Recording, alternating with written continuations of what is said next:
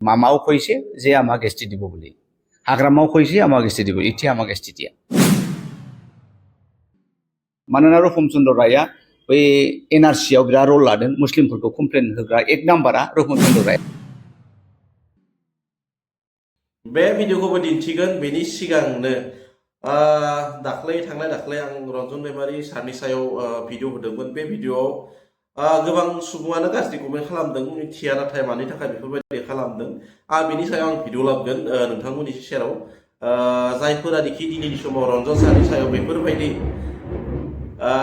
Comment खालामदों बे भिडिअआव बिथांमोनखौ बुंनो साना आङो, नोंथांमोनानो साफा साफा जोंनि बर' हारिनि थाखाय जोलैनि हांगार। जियानो जाया मानो इउटुबार एस जकिं बिथाङा शिवली महिलारी मेमनि सायाव लोगोसे सानसुमा आदानि सायाव गोबां खोथा बुंदों। मा खोथा बुंदों बेखौ भिडिअनि गेजेरजों नोंथांमोननो दिन्थिनो नाजागोन। बेनि उनाव आङो फंनैसो खोथा नोंथांमोननो जोबनायाव बुंगासिनो दं, नोंथांमोना भिडिअखौ नायलांग्रोबानो जाबाय।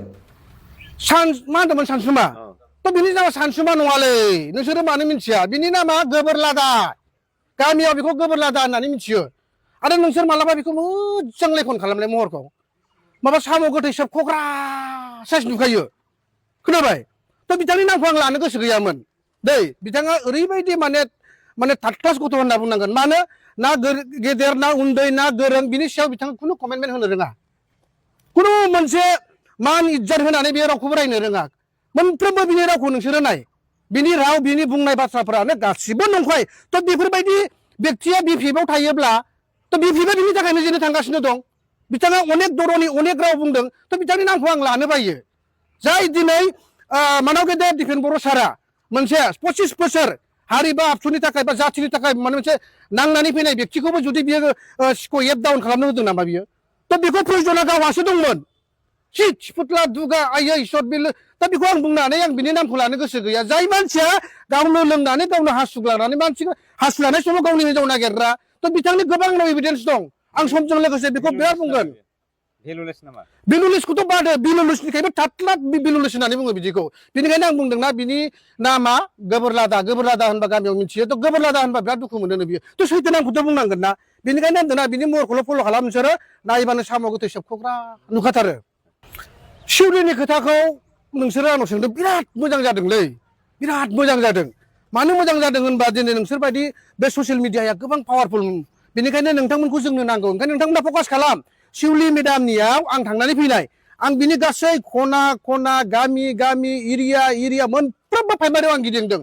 दिनैनि थारिखआव शिवली होनोब्लाना, शिवली हिसाबै जेरावबो बिथाङा मा होनगोन फिल गैया, नाम्बार 1।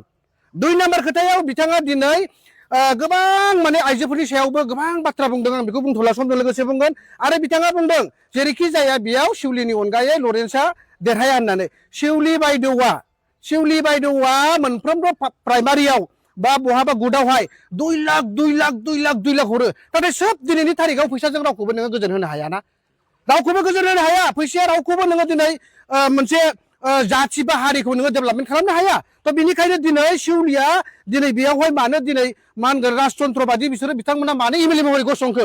बिनि अनगायै जुदि सोरखौबा होनायमोनब्ला दिनै देरहागौमोन खोमा। नाथाय शिवली बायद'आ नैबे साननैसोनि गेजेराव आं बेखौनो खावलायदों, क'क्राझारनि साफ्रोमबो आं गिदिंना फैनाय हिसाबै बिथांखौ खोब फल' खालाम। बिथाङा रांजों बायनो नागिरदों, गामि हिसाबै बायनो नागिरदों। बिथांनि बे रांजों बायनो नागिरनायखौ टटेलि बन्द खालाम। बिथाङा खुनु पद्य देरहाया। लरेन्सआ बेयाव ओरैबायदि अनजाथावना, आरो बयनिबो सायाव बिथाङा मोनसे रायजो राजाखौ नायग्रा हिसाबै लरेन्सआ देरहानो 100% थांगासिनो दं। रुपम चन्द्र रायनो होनाय लोगो लोगो बे गोदान समस्थिया राजबंसिफोरनि आखायाव गोग्लैहैबाय। आरो बे सेंग्राया साधारन आम राजबंसि मानसि नङा, बे एखेबारे आक्रासनि लिडारमोन। बै समाव बिराद रल लाबोनाय, जाथिनि रल लाबोनाय, आरो मैया दाखालिबो गोबां खोथा बुंदों। दा बेखाय रुपम चन्द्र रायआ दिनै देरहानानै थाङोबा बियो गाबोन एमएलए जायोब्ला बे एसेम्ब्लियाव ओरै होनगोन, मामाव कइसे जे आमाक एसटि দিব বলে, हाग्रामाव कइसे आमाक एसटि দিব, इथि आमाक एसटि दिया। थांनाय लोगो लोगो बे एसटि हैगोन। दा बेखायनो बिपिएफनि बर' भटार्सफ्रा जोङो बोरै होनो हानो रुपम चन्द्र रायनो? दा बेहाय गोनो गोथो जादों। फारसेथिं बिथांमोना सानबाय राजिब बांगालनो होनसै नामा? दा गोबां बिपिएफनि भटारफ्रा बेबायदिनो डिसाइड खालामबाय जे जोङो रुपम चन्द्र रायनोथ' होनो हाया बर' हिसाबै, जोङो राजिब बांगालनो होनसै। दा फारसेथिं नारायण देब मेसाबो एसे एनै मोनथारगोन। दाना मुस्लिम भटनि कनफिउजनखौ नायनि। मुस्लिम भटआ जाहैबाय मोननैयाव, बिपिएफनि मुस्लिम भटआ मोननैयाव गावगोन।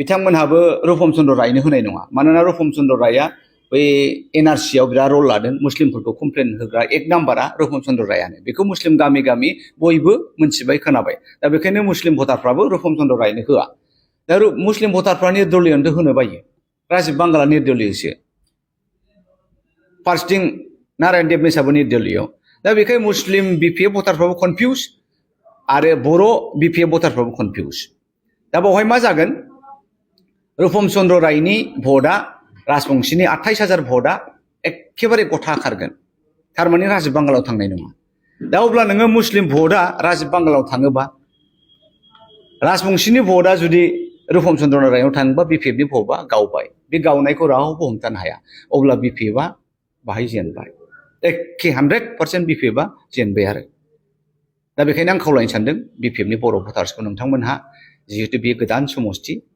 जोंनि बर' मानसिया बेनिफ्राय देरहानानै MLA जाहैनांगौ दा जिहेतु BPFआ नोंथांमोना होब्लाबो राजीब बांगाल देरहाया भटल' जों देरहाया जिहेतु बांगालफ्रा होखानाय नङा राजीब बांगालनो निर्दलीयनो बांगालफ्रा होआ साफा सानै होगोन ओमफ्राय बिनिफ्राय रुपम चन्द्र रायआबो राजबंशीनि भटल' जों देरहाया जिहेतु बर'फ्रा होनाय नङा आरो मुस्लिमाबो होनाय नङा 5,000 लाइमोनफोरनो 2 लाख होनायनि खोथाया ओरै जादों जों RTI होदों जोङो बिनि तथ्यखौ मोनबाय नोंथांमोना गुगोल्सआव थां बे फान्डआ जाहैबाय स्पर्ट्स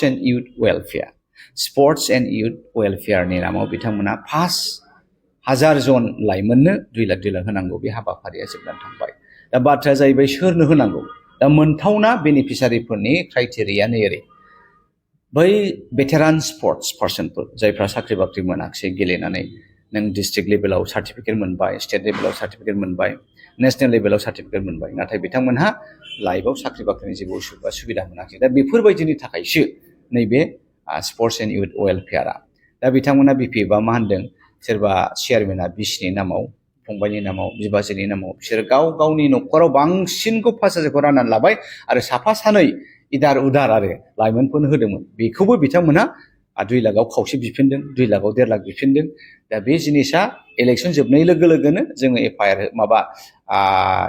RTI होखाबाय नालाय जोंनाव डिटेला दंखायो जोङो व्यक्ति थांनानै बिथांमोनखौ केस होगोन 2 लाख लानाय व्यक्तिफ्रा जुदि क्राइटेरियाथि मिलायाबा बिथांमोना जेल हमजागोन होग्रायाबो हमजागोन भिडिअखौ नोंथांमोना नुखाबाय आरो दिनैनिफ्राय दिनै 7 खालार आरो 7 खालारनि दिनै 5 बाजिनिफ्राय इलेक्सननि जेबो केम्पिं जाला दिनैनिफ्राय क्लस आरो इलेक्सननि समाव गोबां दान्थे बिदान्थे जालायबाय रायजो राजानि गेजेराव जियानो जाया मानो दान्थे बिदान्थे जेसेबांखि जाया मानो बेनि रिजाल्टखौ मोनगोन जोङो इलेक्सननि उनाव 4 खालाराव स' जियानो जाया मानो दा इलेक्सननि थांलाय फैलाय बै पार्टियाव हाबनाय बै पार्टियाव हाबनाय गोबां दावराव दावसिफोराबो नुनो मोनखादों नोंथांमोना जियानो जाया मानो अखा बांद्राय हादों आरो नोंथांमोना जानो हागौ आंनि भइसखौ क्लियारै खोनासंनो मोनाखै स' जियानो जाया मानो भिडिअखौ बांद्राय गोलाव खालामला दिनैनि भिडिअखौ एसेल' फोजोबनाय जाबाय गोजोन्थों जय बर' हारिनि